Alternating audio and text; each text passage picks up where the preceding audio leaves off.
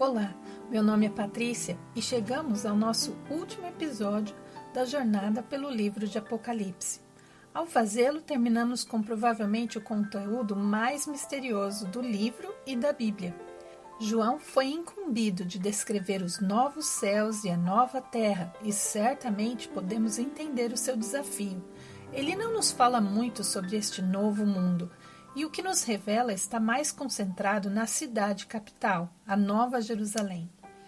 No episódio anterior, João conheceu o novo mundo como um lugar sem choro, sem dor, sem lágrimas, sem morte. Em outras palavras, o cumprimento completo de tudo o que Deus prometeu a nós acontecerá ali. Este mundo nunca foi revelado aos santos do Antigo Testamento, mas agora o Senhor começa a levantar o véu deste próximo período da história, mesmo enquanto ainda aguardamos o reino milenar chegar. De certo modo, o que será verdadeiro para Israel no reino finalmente se tornará verdade para toda a humanidade nos novos céus e nova terra. A visão de João desse mundo é muito breve, mas há detalhes suficientes para percebermos que ele será muito diferente do nosso mundo atual. A nossa visita nesse novo céus e nova terra começa com João vendo a cidade de longe e se preparando para medir as suas dimensões e descrever os detalhes. Apocalipse 21, de 9 a 11, nós lemos: Um dos 7 anjos que tinha 7 taças cheias das últimas 7 pragas aproximou-se de mim e disse: Venha, eu mostrarei a você a noiva, a esposa do Cordeiro. Ele me levou no espírito a um grande e alto monte e mostrou-me a cidade santa, Jerusalém, que descia do céu da parte de Deus. Ela resplandecia com a glória de Deus e o seu brilho era como de uma joia muito preciosa, como jaspe, clara como cristal. O anjo, acompanhando João nesta visita, descreve a cidade santa, a Nova Jerusalém, como a noiva de Cristo. Como lemos no Novo Testamento, a noiva de Cristo é um título reservado aos santos da Igreja, mas quando chegamos aos novos céus e nova terra, esse título será transferido para a própria cidade. Isso faz muito sentido, já que o termo noiva de Cristo refere-se à habitação do Espírito de Cristo. E assim como um homem e uma mulher se tornam uma só carne no casamento, também Jesus e a Igreja se tornam um só corpo pelo Espírito que habita em nós. Na era da Igreja, a noiva de Cristo é o seu corpo, o seu templo. Mas na era eterna, Cristo habitará com o Pai no templo da cidade, havendo uma união completa. A primeira visão de João da cidade é impressionante. Ela tem o formato de um cubo perfeito. Comprimento e largura da cidade correspondem à altura de vários edifícios. João não descreve a nova terra em si, sobre a qual repousa a cidade, mas assiste tudo do alto de uma grande montanha. Aparentemente haverá terras fora da cidade, algumas das quais João descreverá depois. Ele diz que a cidade brilhará com a glória de Deus.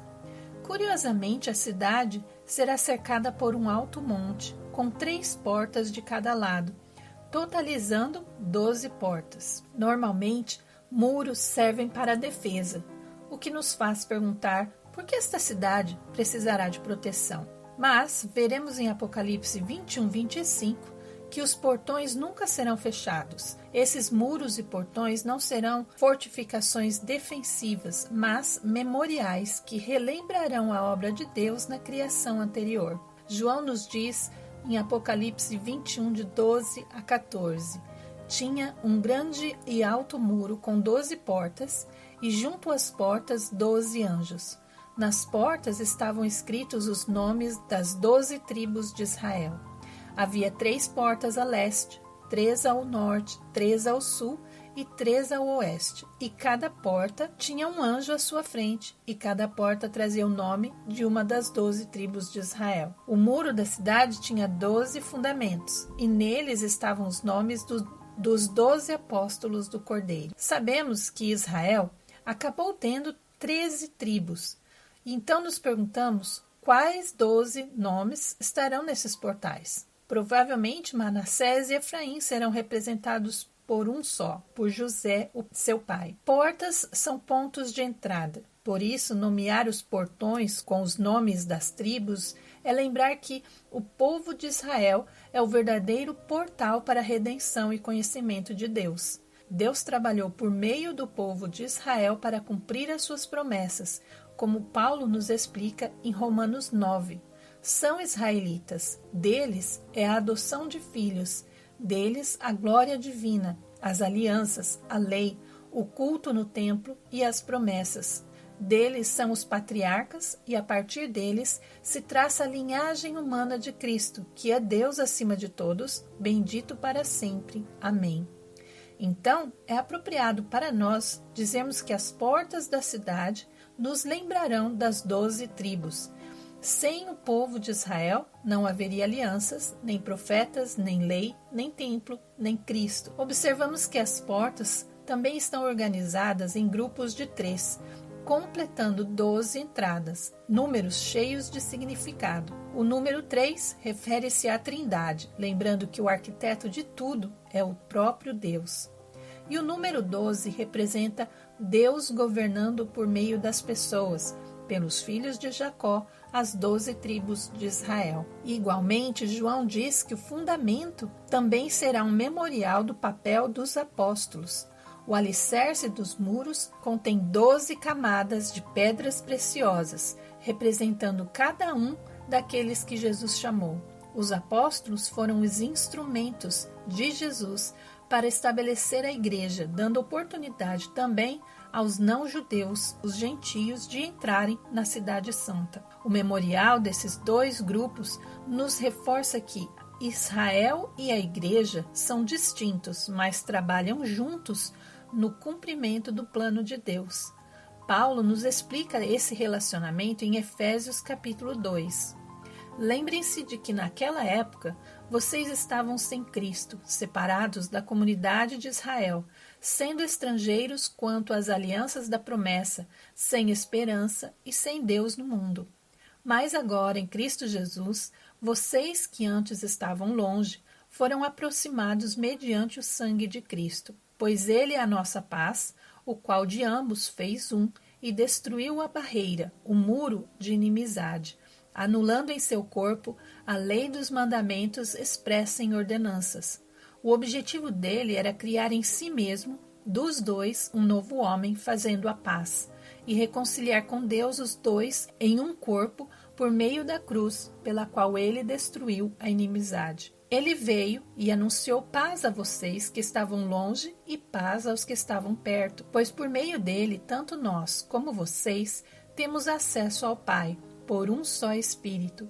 Portanto, vocês já não são estrangeiros nem forasteiros, mas concidadãos dos santos e membros da família de Deus, edificados sobre o fundamento dos apóstolos e dos profetas, tendo Jesus Cristo como pedra angular, no qual todo o edifício é ajustado e cresce para tornar-se um santuário santo no Senhor. Paulo descreveu os gentios na igreja como co-herdeiros com Israel na casa de Deus. Esses 2 grupos antes eram separados por uma lei dada ao povo de Israel, mas agora, em Cristo, essa divisão acabou.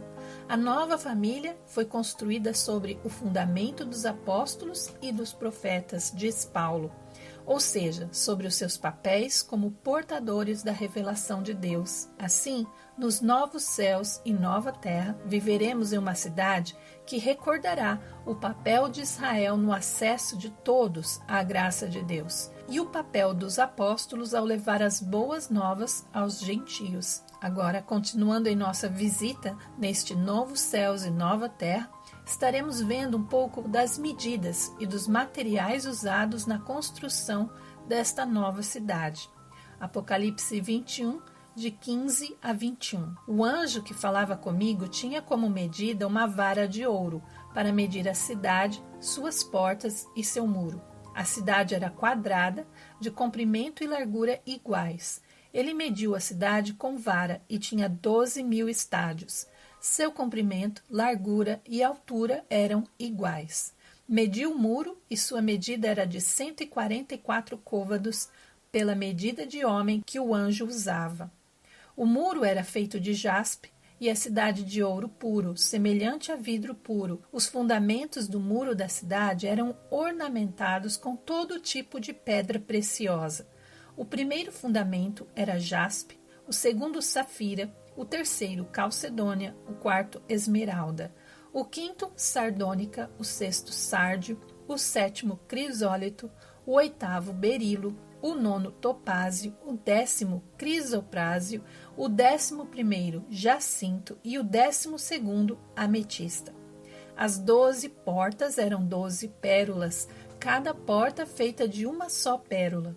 A rua principal da cidade era de ouro puro, como vidro transparente. Assim como no templo descrito por Ezequiel, medir é dar uma perspectiva e validar a profecia. Mas, mais do que isso, as medidas nos surpreendem.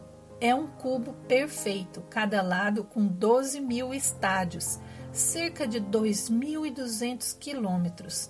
Isso vai além de qualquer coisa já vista na Terra. Será uma grande estrutura e a sua altura alcançaria a zona dos satélites em órbita. O texto ressalta que esses números são dados em 12 e seus múltiplos, um símbolo do governo perfeito de Deus por meio dos homens. Esta cidade é um memorial do plano perfeito de Deus através de Cristo, de Israel e a Igreja. A cidade é também testemunho da beleza e da extravagância da criação de Deus.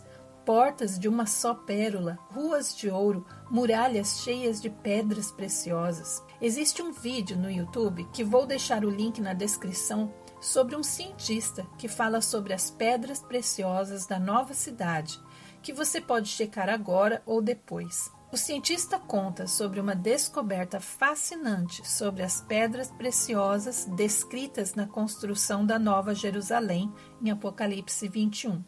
Ele diz que apenas na nossa geração os cientistas aprenderam a analisar como diferentes pedras preciosas reagem à luz pura, que é uma luz polarizada, um laser em laboratório. Existem 2 tipos principais de pedras preciosas quando expostas a essa luz pura. São as anisotrópicas. Quando a luz pura passa por elas, aparecem padrões coloridos incríveis e as pedras ficam muito mais bonitas.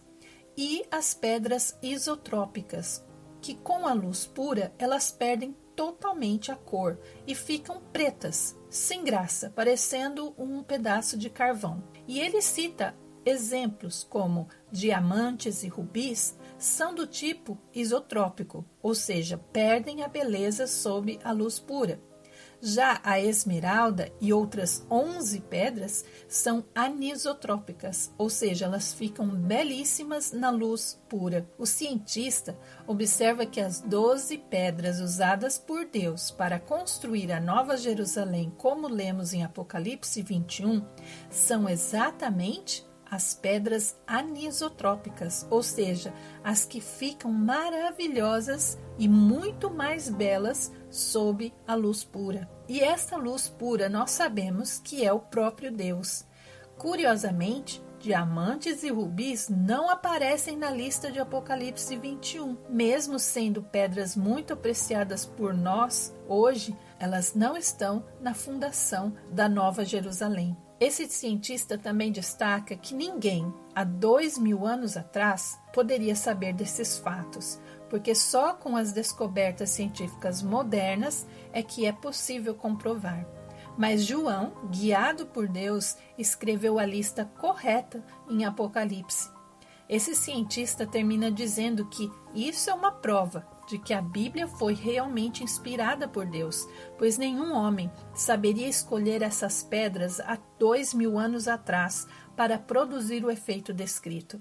A beleza da Nova Jerusalém será produzida por materiais que só agora entendemos serem realmente especiais e únicos. Mas, avançando na descrição, João fala também dos habitantes da cidade. Apocalipse 21, de 22 a 27. Não vi templo algum na cidade, pois o Senhor Deus Todo-Poderoso e o Cordeiro são o seu templo. A cidade não precisa de sol nem de lua para brilhar sobre ela, pois a glória de Deus a ilumina, e o Cordeiro é a sua lâmpada. As nações andarão à sua luz, e os reis da terra lhe trarão a sua glória.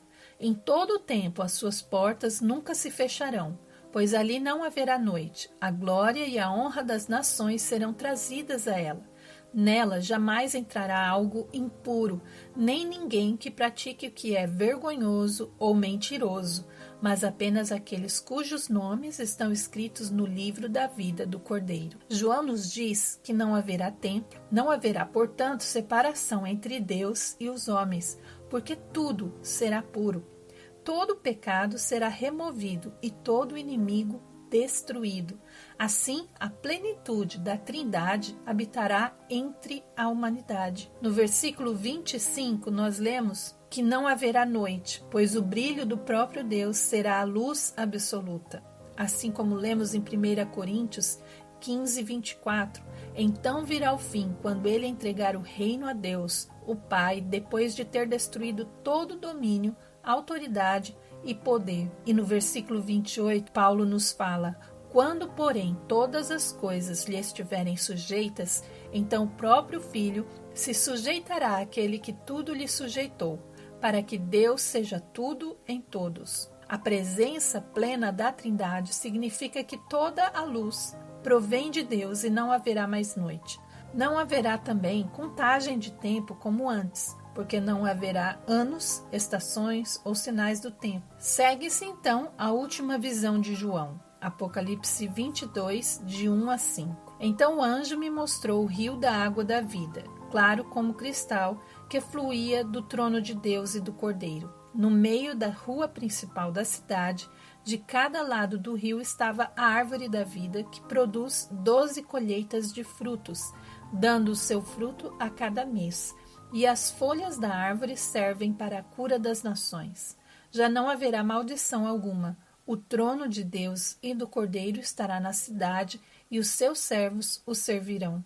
Eles verão a sua face, e o nome dele estará na testa deles. Não haverá mais noite, eles não precisarão de luz de candeia, nem da luz do sol, pois o Senhor Deus os iluminará, e eles reinarão para todo sempre. Quantos detalhes fascinantes! Do trono de Deus flui um rio cristalino de água, chamado de água da vida, que percorre a cidade. O rio corre pelo meio de uma ampla rua e de cada lado do rio está a árvore da vida. Assim, a árvore parece atravessar o rio e recebe o seu sustento do próprio rio. Por sua vez, a árvore produz frutos de modo único. A cada mês dá um fruto diferente, e as folhas desta árvore têm poder para curar as nações dos novos céus e nova terra. A árvore é especial, única, chamada de Árvore da Vida. E a última vez que ouvimos falar dela foi no jardim, antes da queda. Em Gênesis 2, nós lemos: ora, o Senhor Deus tinha plantado um jardim no Éden, para os lados do leste, e ali colocou o homem que formara. O Senhor Deus fez nascer do solo todo tipo de árvore agradável aos olhos e boa para alimento.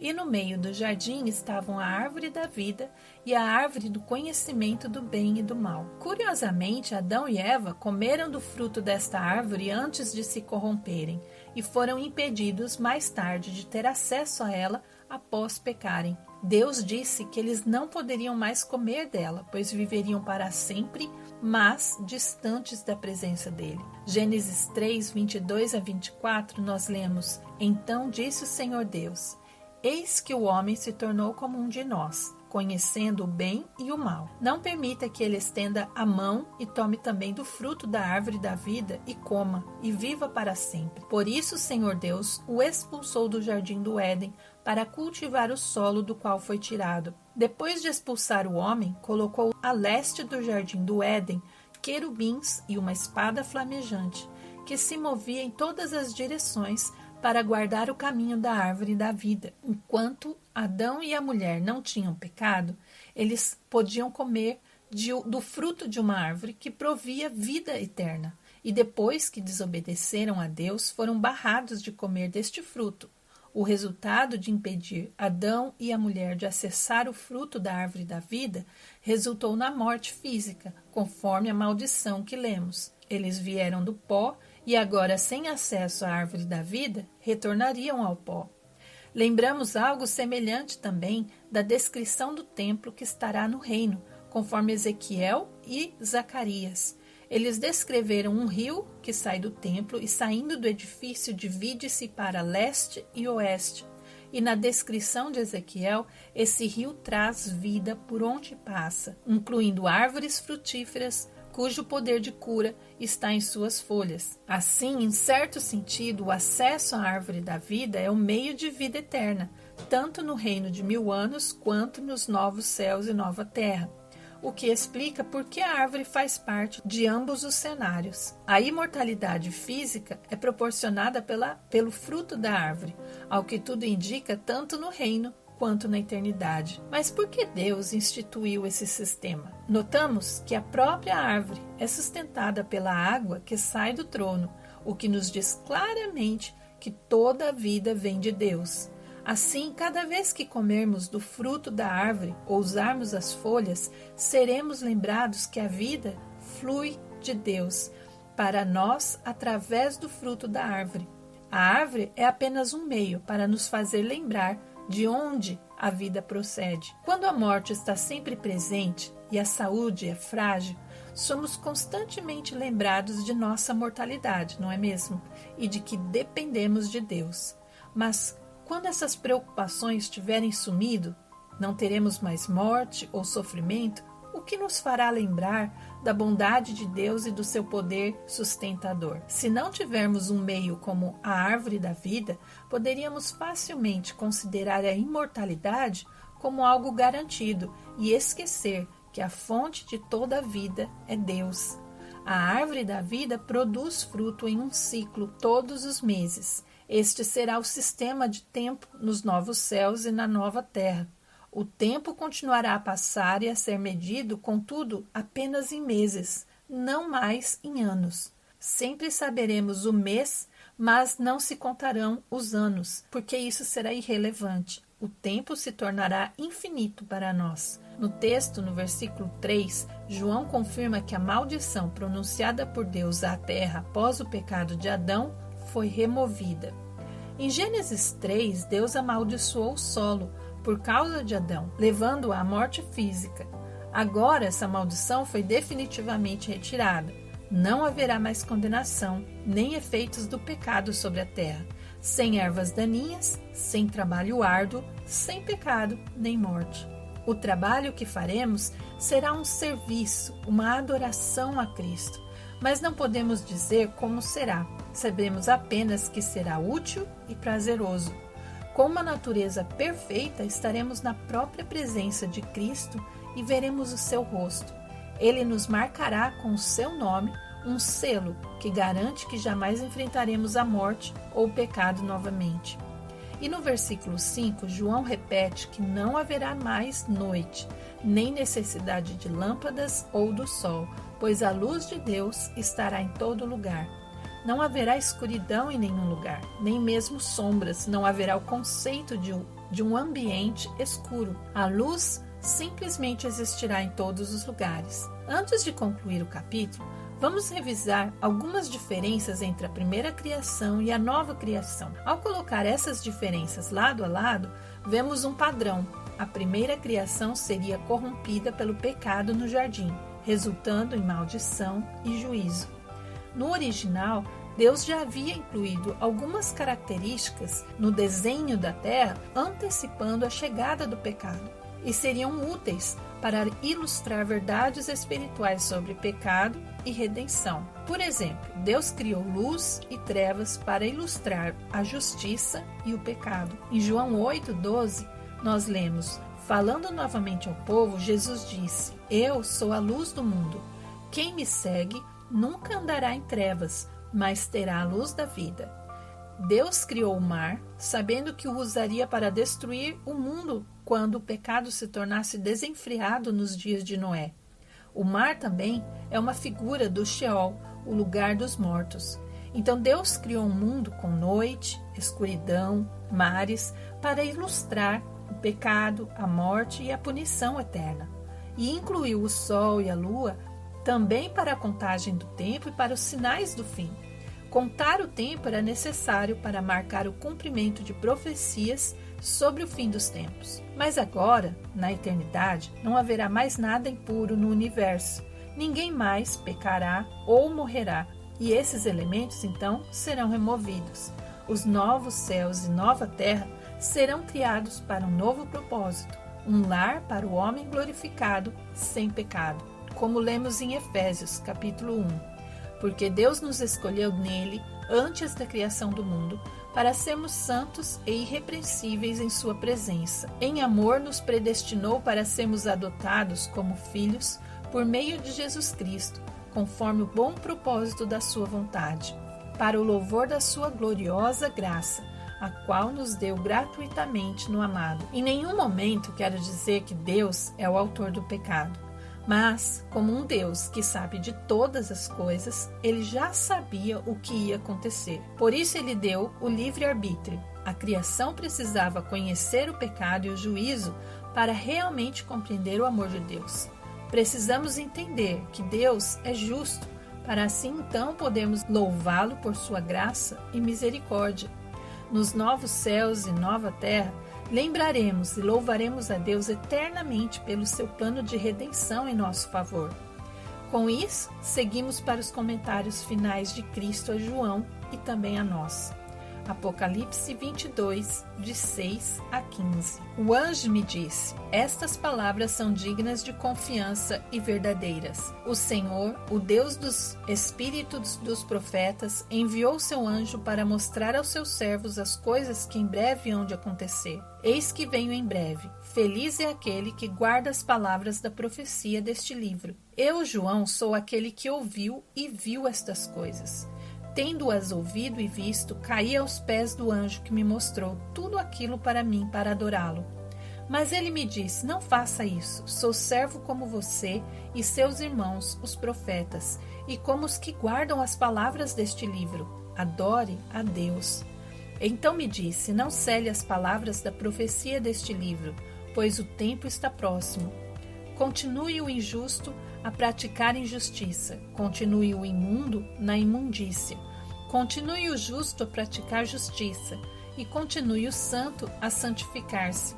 Eis que venho em breve, a minha recompensa está comigo, e eu retribuirei a cada um de acordo com o que fez. Eu sou o Alfa e o Ômega, o primeiro e o último, o princípio e o fim. Felizes os que lavam as suas vestes, para que tenham direito à árvore da vida e possam entrar na cidade pelas portas. Fora ficam os cães, os que praticam feitiçaria, os que cometem imoralidades sexuais, os assassinos, os idólatras e todos os que amam e praticam a mentira. Cristo termina a visão deste livro primeiro dizendo que as palavras são verdadeiras e fiéis.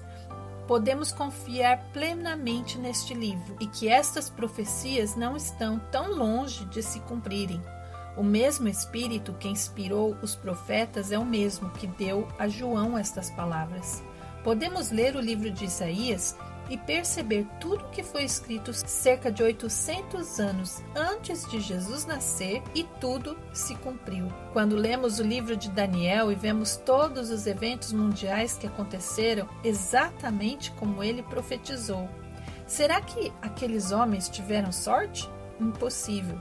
Eles conheceram o futuro porque Deus o revelou a eles.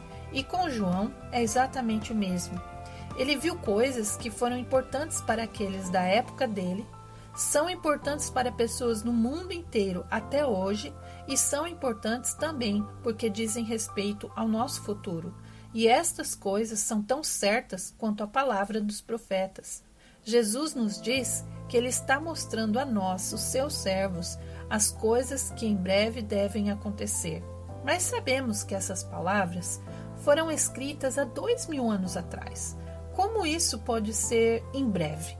Porque, à luz da eternidade, 2000 anos é um tempo muito breve. O que devemos fazer com tudo isso enquanto esperamos?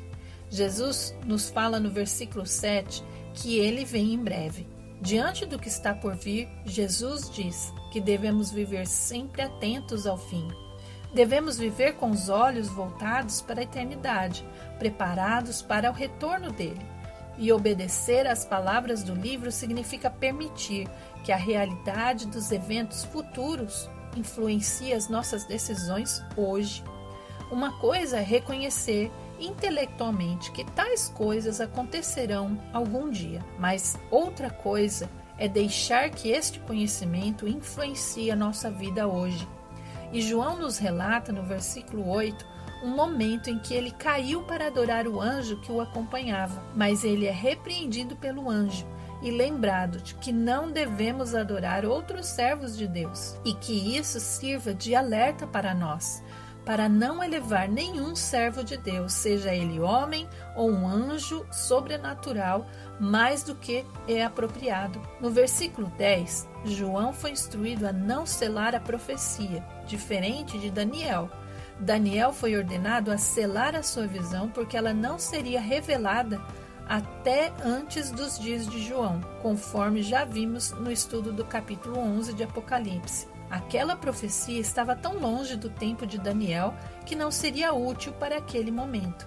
Mas agora o tempo é curto e o mundo precisa ouvir e conhecer o significado deste livro do Apocalipse. Este não é um livro para ser temido ou evitado. Pelo contrário, o próprio livro pronuncia uma bênção sobre aqueles que o estudam, como vimos em Apocalipse 1:3. O anjo diz a João que o tempo está próximo e precisamos compreender o significado deste livro. Na verdade, o sentido do livro se torna cada vez mais claro à medida que nos aproximamos do fim.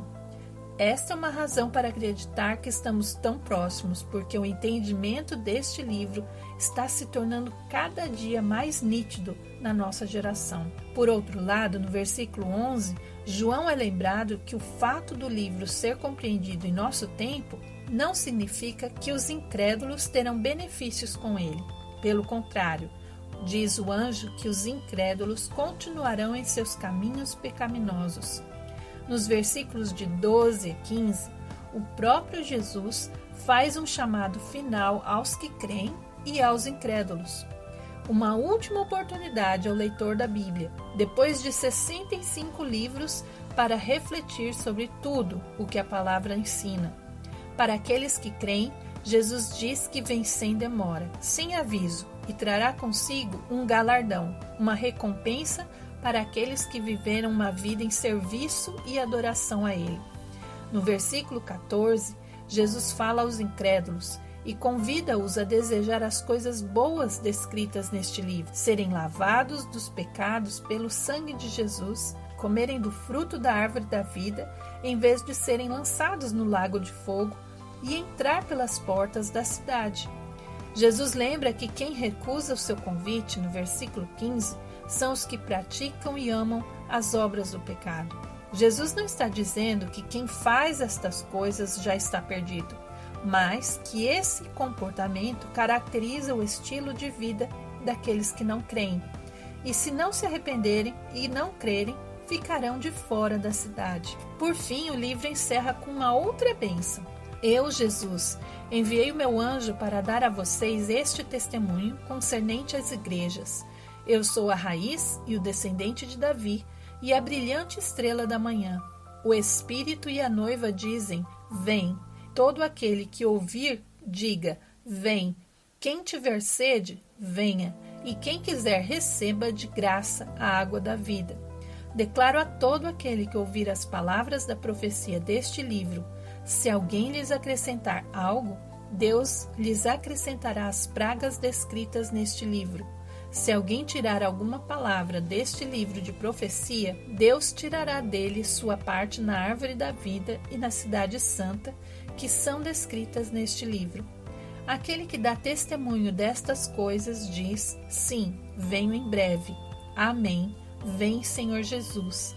A graça do Senhor Jesus seja com todos. Amém. Mais uma vez, Jesus nos convida a confiar e crer nele como o Messias, o ungido, o descendente de Davi. Percebe-se por estas palavras que Jesus já sabia que as pessoas duvidariam deste livro, que seria um livro mal interpretado e até rejeitado. E não há outro livro da Escritura em que Jesus fala ao leitor na primeira pessoa como Cristo encarnado. Nem há outro livro da Bíblia em que Jesus enfatiza tão fortemente que a sua palavra é confiável e verdadeira e para ser obedecida. Jesus oferece o chamado final ao arrependimento, o último convite para crer em toda a Escritura. No versículo 17, o Espírito e a Igreja dizem ao mundo: venham, isto é, venham à fé em Jesus. Desde o primeiro século, o Espírito de Deus e a Igreja têm chamado o mundo a conhecer Jesus. E quem vier com sede de justiça e paz tomará da água da vida gratuitamente. Mas, em contraste com este convite, o livro termina com um alerta para que ninguém adultere ou modifique a Escritura. Quem mudar o conteúdo deste livro não entrará na cidade de Deus e sofrerá todas as pragas descritas, culminando no lago de fogo. Alterar a palavra é sinal de que não há nenhum relacionamento com o Espírito que a inspirou. O conjunto das Escrituras foi escrito, incluindo o exato número de livros do cânon. Deus sabia que estas seriam as palavras finais da Bíblia, e assim ele deixa claro que a advertência é contra mudar qualquer coisa na palavra de Deus, e não apenas no livro do Apocalipse. Jesus nos assegura que ele vem em breve, ao que João responde: Amém, vem Senhor Jesus. E a isso eu também acrescento: Amém, que a graça do Senhor Jesus esteja com todos nós, até que ele venha. Estamos quase no fim da nossa jornada pelo livro do Apocalipse. Sei que há muitas interpretações neste livro, os que acreditam no arrebatamento, os que acreditam que serão arrebatados antes da tribulação, no meio, no fim da tribulação, e realmente, cada linha de pensamento consegue se basear em muitos textos da Escritura. E o nosso objetivo aqui não é afirmar qual linha é a certa, mas motivar a estudar toda a Escritura. Li um livro nos últimos meses da doutora Carmen Joy, que fala sobre a importância de sermos a imagem de Deus, do começo das Escrituras, desde o livro de Gênesis até o fim do livro do Apocalipse. E nesse livro, particularmente na parte 3, ela fala sobre a questão da esperança cristã, não como um escapismo do mundo, mas a expectativa da plena renovação da criação com a vinda de Jesus como Rei vitorioso. Não podemos ter a ideia de que o arrebatamento será para nos tirar desta terra horrível. Pelo contrário, a vinda de Jesus será para fazer com que a terra e seus habitantes retornem ao objetivo original. E a autora reflete sobre a sua própria experiência, com a interpretação popular do arrebatamento, mostrando que textos como Mateus 24 e 1 Tessalonicenses 4, muitas vezes usados para sustentar essa ideia, apontam antes para o retorno público e triunfante de Cristo e o estabelecimento do seu reino na terra, e não para uma fuga secreta deste mundo. Segundo a autora, essa compreensão da vinda de Jesus para a terra transforma a forma como nós cristãos devemos nos relacionar com a criação, reconhecendo que a oração de Jesus: venha ao teu reino, seja feita a tua vontade, assim na terra como no céu, é um chamado à participação ativa na restauração do mundo já no presente. O livro do Apocalipse não foi escrito para promover medo ou especulação sobre o futuro, mas para consolar, inspirar esperança e nos convocar, como seguidores de Cristo, a vivermos de acordo com a nossa vocação. E qual é a nossa vocação? Sermos imagens de Deus.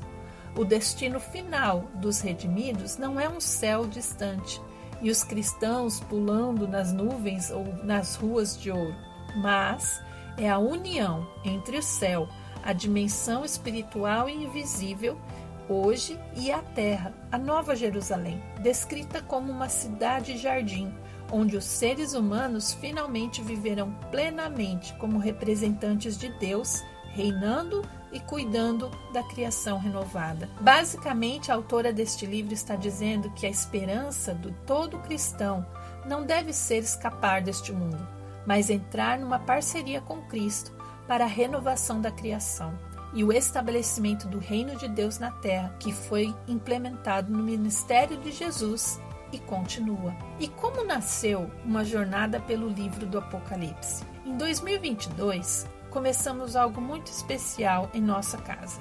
Toda semana, um grupo de irmãos se reunia para orar e estudar a Bíblia. E decidimos começar pelo livro do Apocalipse.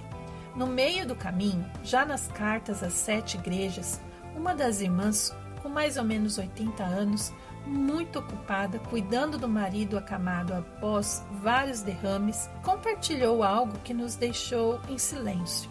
Ela disse que não viria mais às reuniões, que já não acreditava em Deus, não entendia a Bíblia e que estava desanimada e sem esperança. Naquela noite, eu e outra irmã a chamamos para conversar, oramos juntas, encorajamos e no fim ela decidiu continuar vindo para as reuniões. E foi aí que começamos a ver uma transformação. No início ela não entendia muito, mas se esforçava. Eu comecei então a gravar os áudios dos estudos e enviar para ela durante a semana.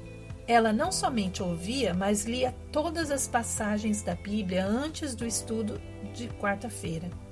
E quando chegava em casa, na quarta-feira à noite, revisava tudo de novo com as anotações que eu passava para ela. Ela ainda continuava com muitas dúvidas, mas continuou com o propósito de ler e estudar a Bíblia. Ela compartilhou que já estava na igreja há mais de 15 anos. Tinha uma Bíblia de estudo que a irmã dela havia dado a ela há mais de 30 anos, mas que ela nunca tinha se interessado a ler. Mas naqueles dias, ela decidiu que ia se esforçar, ler, estudar, fazer anotações e aprender o que pudesse. O marido dela não melhorou. A situação na casa não mudou, mas ela mudou. O semblante dela mudou. A fé desta irmã se renovou. E mais, ela começou a compartilhar com as enfermeiras que vinham ajudar em casa a cuidar do marido tudo o que ela estava aprendendo. Se tornou uma testemunha. Até o desejo de cozinhar e preparar deliciosas receitas para compartilhar com o grupo aumentou. Durante 1 ano e meio, estudamos somente o livro do Apocalipse em nosso grupo com material de um ministério chamado Versículo por Versículo. Estavam ali pessoas idosas, crianças, adolescentes, pessoas de várias culturas e nacionalidades. E a cada semana víamos algo diferente. Os rostos brilhando, os testemunhos nascendo e a palavra de Deus gerando vida. E eu mesma pude ver com meus olhos a promessa de Apocalipse 1:3 se cumprir. Bem-aventurados os que leem, os que ouvem e guardam as palavras desta profecia. O Apocalipse pode parecer um livro confuso, cheio de profecias difíceis de entender. Mas nós experimentamos a promessa, a verdadeira bem-aventurança. Não é sobre circunstâncias mudarem, mas sobre nós sermos transformados. Eu vi isso acontecer na vida dessa irmã e vi também acontecer na minha vida e de minha família, em um tempo em que as minhas próprias circunstâncias não eram fáceis. Então, em meio a um turbilhão de coisas acontecendo na minha vida, na nossa família, nasceu o desejo de compartilhar aquilo que eu estava aprendendo com os meus familiares no Brasil e amigos em vários lugares. Comecei a gravar os áudios e aí alguém sugeriu que eu colocasse no YouTube. Depois, outra pessoa sugeriu para que eu colocasse nas plataformas do Spotify e outras. E sei que os estudos estão alcançando pessoas no Brasil, Estados Unidos, Rússia, Polônia, Bolívia, Índia, Portugal, Panamá, Reino Unido e outros países. E foi assim que nasceu uma jornada pelo livro de Apocalipse. Não como um estudo teórico, mas como uma caminhada real, de lágrimas, esperança e, acima de tudo, transformação. Que Deus nos abençoe. Continue conosco nesta jornada de insights. Também temos outros estudos, como uma jornada pelo sobrenatural da Bíblia, uma jornada pelo livro de Ruth, uma jornada pela geografia bíblica e, em breve, uma jornada pelo livro de Êxodo. Então, até a próxima jornada e que Deus nos abençoe.